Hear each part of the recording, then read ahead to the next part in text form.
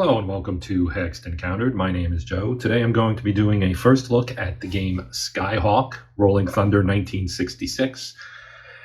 This is published by Legion Wargames and is designed by Steve Dixon and Bob. Was just released this week. I would like to do a playthrough and a more kind of robust look at the game, but time is a little bit short for me at the moment, so that will wait probably until sometime next week. But in the meantime, I just wanted to give a brief look at the game itself. Something like an unboxing. If you watched my previous video on the game Stout Hearts, this is kind of a similar thing, where we're just going to kind of look at the game and maybe talk about how it works a little bit, and then do a full-on playthrough and everything a little bit later down the line. So here's our cover for the box. I just wanted to kind of use this to show the box. Essentially, the artwork is very nice. So we're going to start with the books that come with the game. There are 3 of them. So we'll start, as usual, with the rule book. So a little bit meaty. This weighs in at 38 pages. You do have a 39th page. That's just kind of a notes page. So the game is pretty detailed. As you can see here on the table of contents, a lot going on in here. There are multiple campaigns, basically 2 campaigns, and then the 3rd campaign that is a combination of those 2 campaigns. So if you're unaware of what this game is about, it's Vietnam, 1966. You are a Navy, or you're basically playing the role, I guess. This is a solitaire game. So you are on the USS Franklin D. Roosevelt, aircraft carrier in the Gulf of Tonkin, and flying missions into North Vietnam with the A4E Skyhawk aircraft. So nice introduction here, where you get the full detail of what's going on. It says you play as a Navy pilot flying strike missions against targets in North Vietnam. You get a little detail on the aircraft. The Skyhawk was a nimble aircraft and was capable of carrying slightly over 4 tons of ordnance. Depending on the target, the player has the opportunity to load out his aircraft to meet the mission requirements. This being Vietnam, you get a little bit of the politics as well. It says the missions will not be easy. President Johnson and his civilian advisors may even change your target or ordnance loading depending upon the political situation in the USA.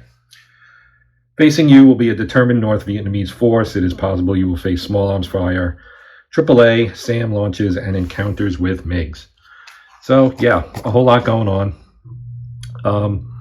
If you're not familiar, this is the same designer that did the Target for Today, Target for Tonight, B-29 games. So this is in a similar vein as far as, you know, being a solitaire game, air combat kind of thing. So, but obviously that where those games were set in World War II, and in the case of the B-29 game, that was the Hell Over Korea expansion for the Korean War. This goes up fully into the Jet Age with the war in Vietnam, and this will be, I believe, going to have a sequel called Linebacker 2, which covers the obviously the operation from which it got its name, the Linebacker 2 operation, which was a little bit later on in the war, and kind of is a similar thing. A lot of airstrikes into North Vietnam. So the rule book goes through everything you need here. Talking about ordnance, 8,000 pounds, 4 tons is a decent amount, but you know, not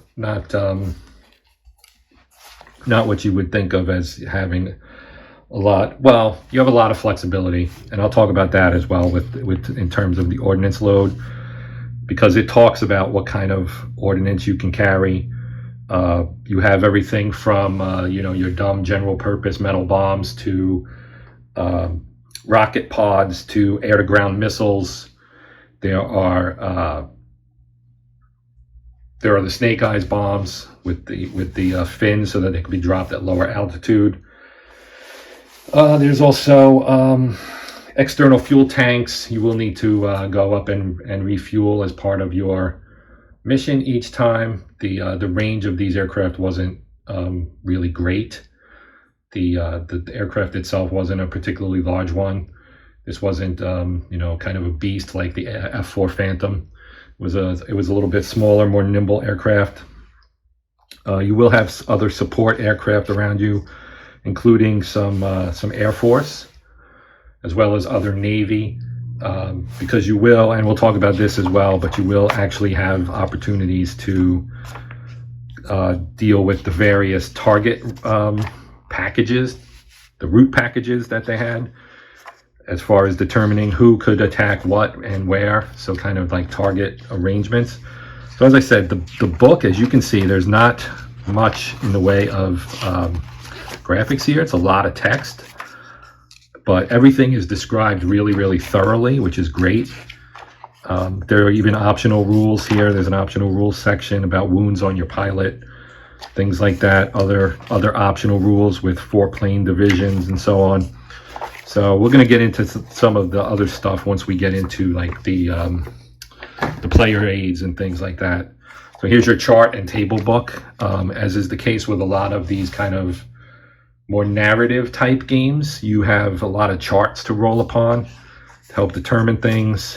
A munitions guide, single mission planning events. So you have events that happen, say, even before you take off, and then other things that happen during the mission, obviously. Inbound random events, fuel check, damage repair, all kinds of stuff in here. So very, very thorough, very detailed. If you played Target for Today, Target for Tonight, a lot of this stuff is in a similar vein.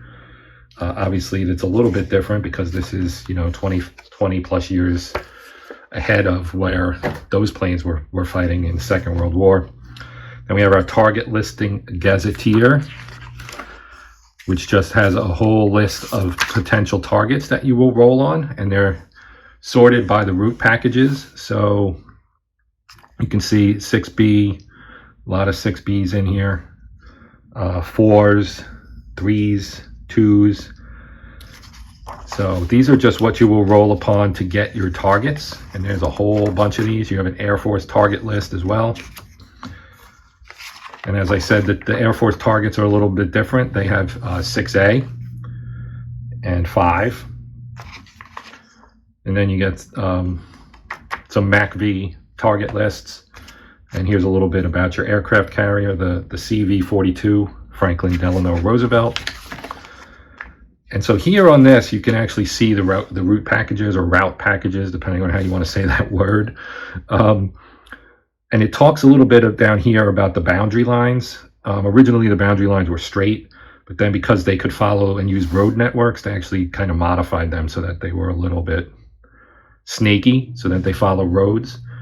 But you can see you've got 1, 2, 3, 4, 5, and then 6, which is the built-up area around Haiphong and Hanoi, is split into 2, and the Air Force had half and the Navy had half, basically, is how they broke that up. So this is like Air Force area, and all of this is Navy area, pretty much, in terms of the target strikes.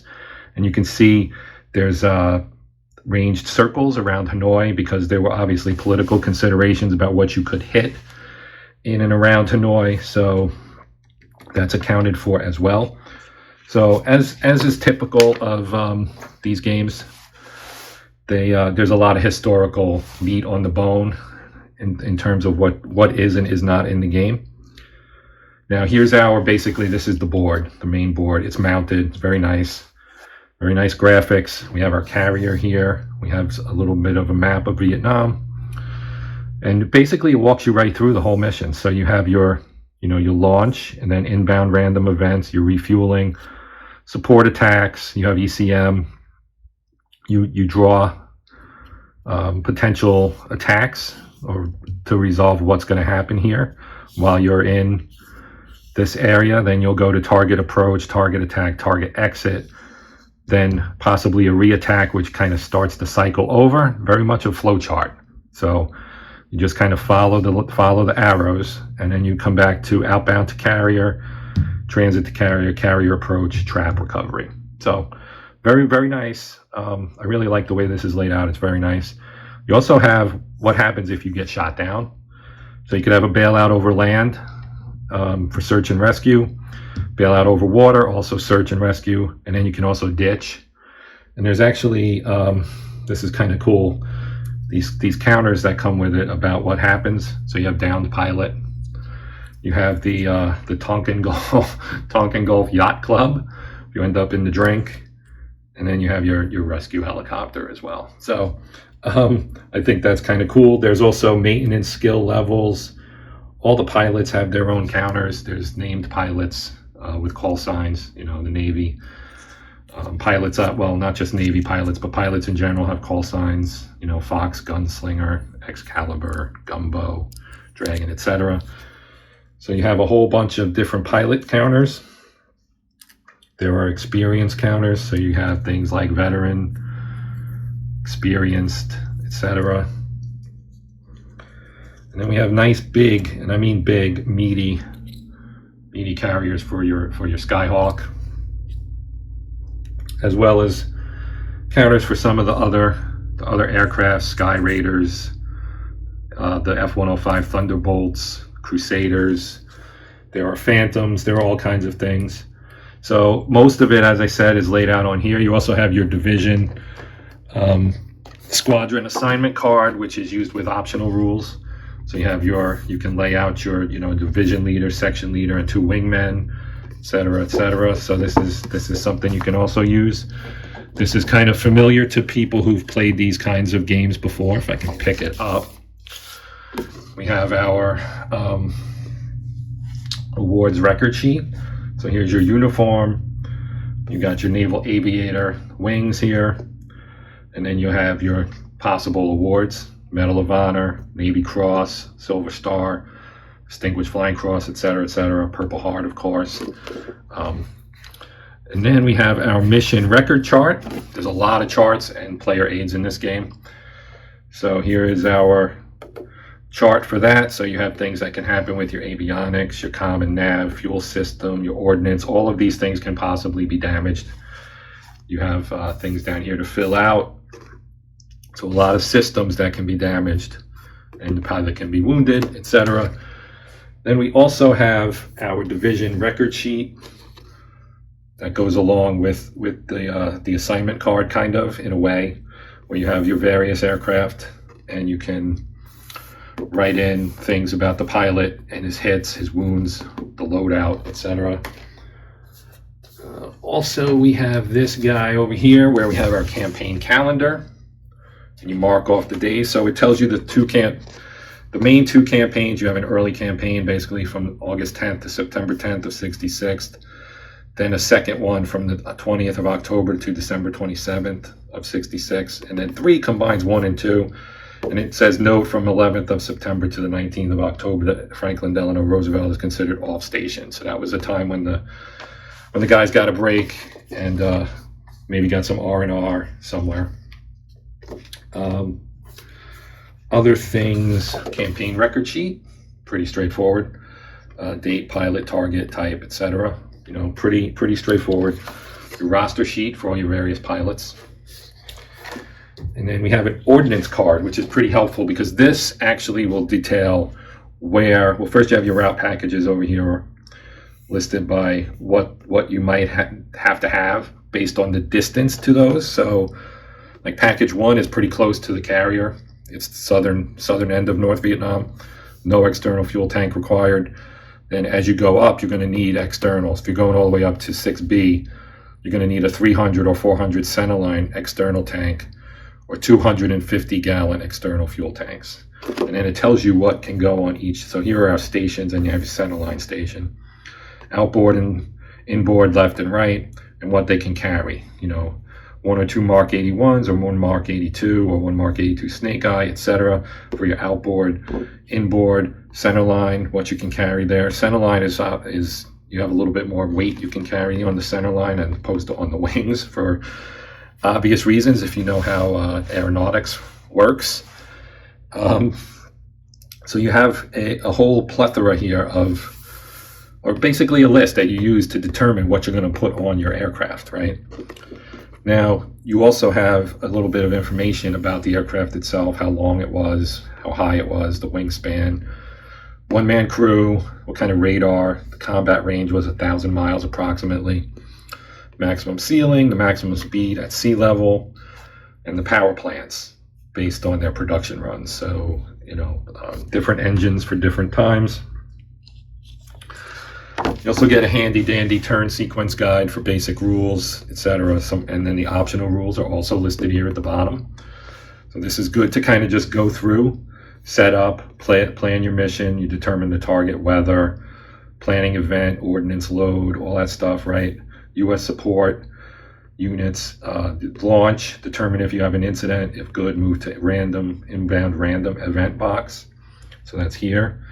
Then you have your choose altitude, move to aerial refueling box here. So it takes you through step by step how you go through it. Now, obviously, you need to read the rule book, but this is a really good guide when you're first starting out to kind of go through and use to guide you along the way. So there you have it. That is a look at Skyhawk, Rolling Thunder 1966 from Legion Wargames, designed by Steve Dixon and Bob Best. As I said, I will come back here in a week or so and do a full-on playthrough, probably right after I do Stout Hearts.